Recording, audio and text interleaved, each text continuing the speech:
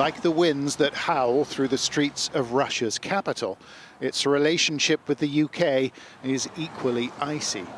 The new Cold War now deepening in severity, as British ministers accuse the Kremlin of a frontal assault, not with weapons, but with cyber attacks. A unit within the Russian Federal Security Service, known as Center 18, has been behind sustained hostile cyber operations.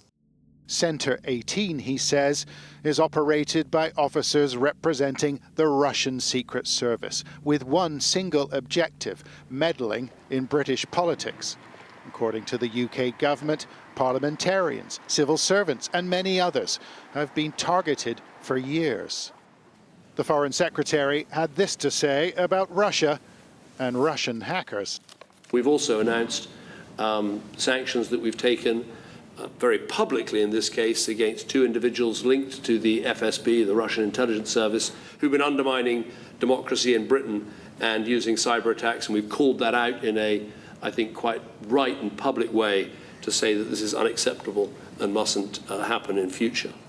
Today, the Foreign Secretary summoned the Russian ambassador from his embassy here in London with a clear message that these actions have consequences.